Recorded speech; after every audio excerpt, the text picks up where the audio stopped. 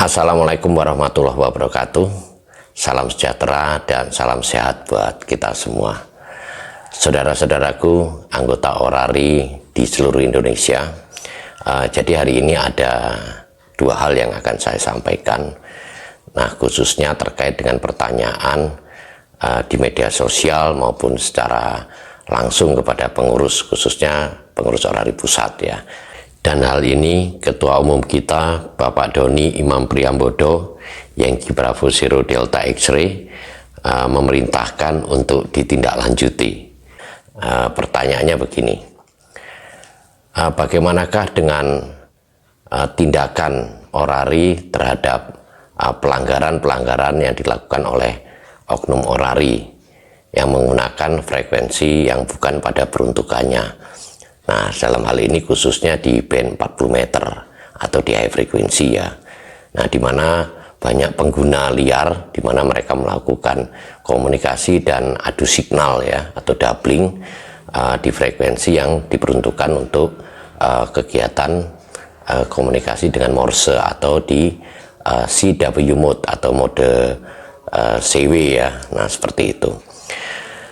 Nah, dua hal yang akan saya sampaikan di sini. Yang pertama adalah bahwa saya akan ceritakan sedikit bahwa 2-3 bulan yang lalu, kurang lebihnya ya, kami sudah melakukan rapat koordinasi dengan Orari daerah di seluruh Indonesia.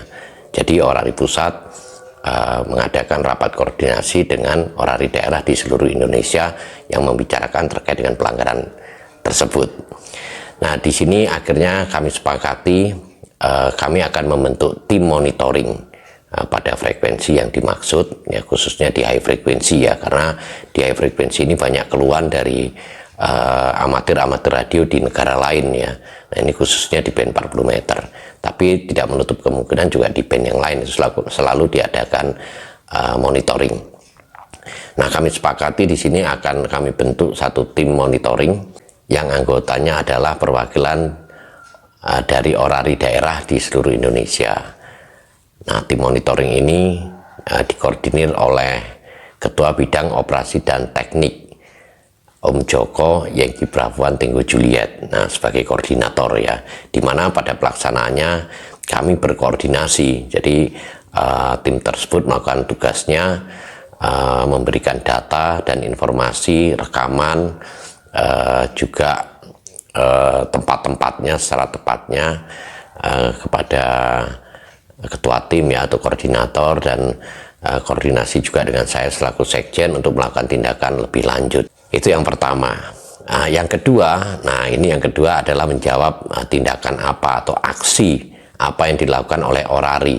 Nah, khususnya dalam hal ini selalu Orari Pusat ya, karena yang ditanyakan Orari Pusat, tetapi sesuai dengan hasil rapat koordinasi yang sudah kita lakukan, kami juga akan dibantu oleh Orari daerah, dan Orari daerah otomatis juga akan meminta bantuan Orari lokal.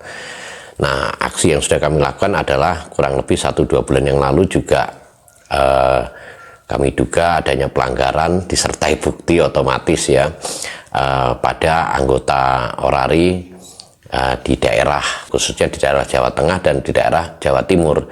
Nah, kami melakukan pemberitahuan kepada Ketua Orari daerah, dan Ketua Orari daerah sudah melakukan tugasnya sesuai dengan apa yang harus dilakukan. Nah, fungsi ini kenapa harus kita lakukan? Karena sesuai dengan Peraturan Menteri Komunikasi dan Informatika tentang kegiatan amatir radio dan komunikasi radio antar penduduk ya. Nah, itu khususnya di pasal 52. Nah, ini sengaja saya pajang yang untuk Permenkominfo. Di situ kita ada fungsi. Nah, fungsinya ini cukup banyak, tapi ini saya bacakan aja yang pokoknya ya. Pasal 52 ayat 1, Orari memiliki fungsi. Nah, huruf A, menghimpun amatir radio. Huruf B, menyelenggarakan pelatihan, bimbingan teknis, dan tata cara berkomunikasi. Huruf C, nah ini yang sekarang juga kita laksanakan, melakukan pengawasan dan pengendalian terhadap radio amatir. Huruf D dan seterusnya ya. Nah, itu kita memiliki fungsi seperti itu, sehingga kita harus juga melakukan pengawasan dan pengendalian. Nah, di mana kita juga melakukan ini adalah demi anggota kita, di mana nanti akan mendapatkan pembinaan ya. Pembinaan itu ya termasuk memberikan peringatan, itu adalah di mana nanti anggota juga akan membuat pernyataan, dan ini sudah terjadi di beberapa daerah.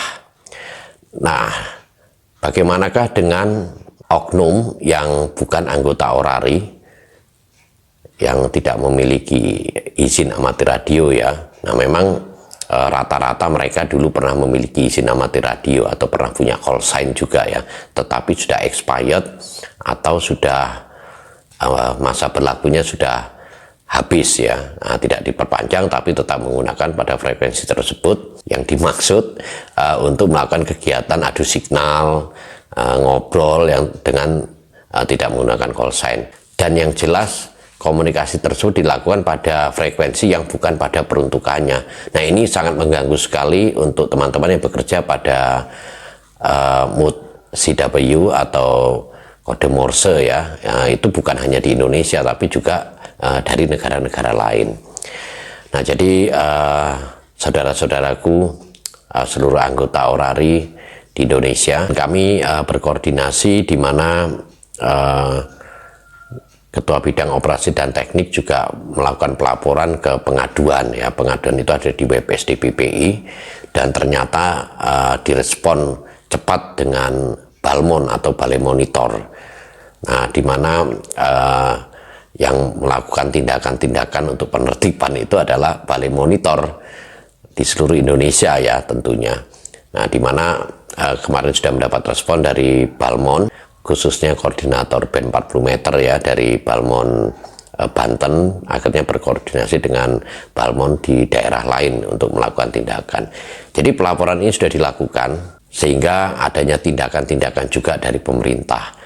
Nah, sahabat-sahabat anggota orari, hal ini bukanlah tindakan yang kejam. Justru kami berupaya untuk selalu mengingatkan kepada saudara-saudara agar tidak mendapat sanksi yang lebih.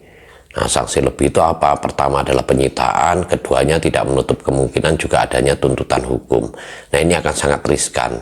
Nah, untuk itu saudara-saudara yang mungkin kenal atau mungkin juga mendengarkan langsung, sebaiknya kegiatan-kegiatan pada frekuensi yang bukan pada peruntukannya untuk tidak dilakukan lagi.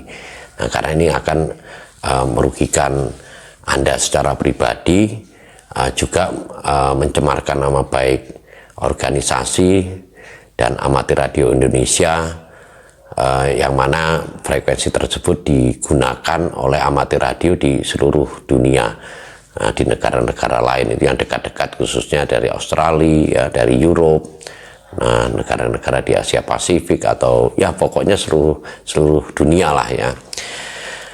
Nah, jadi dua hal tersebut yang saya sampaikan. Jadi kami tidak hanya diam sambil menunggu penyempurnaan dari sistem orari digital dan juga penyelesaian hal-hal lain yang mungkin saudara tidak ketahui semua, tetapi nanti step by step atau satu persatu pasti akan kami ceritakan. Jadi sekarang memang eranya kita bisa memberikan informasi dengan banyak cara. Nah, jadi itu dulu yang saya sampaikan, saudara-saudaraku. Semoga kita semua tetap diberi kesehatan dan diberi kemudahan dalam menjalankan kehidupan kita. Oke, sampai jumpa. Wassalamualaikum warahmatullahi wabarakatuh. Salam orari.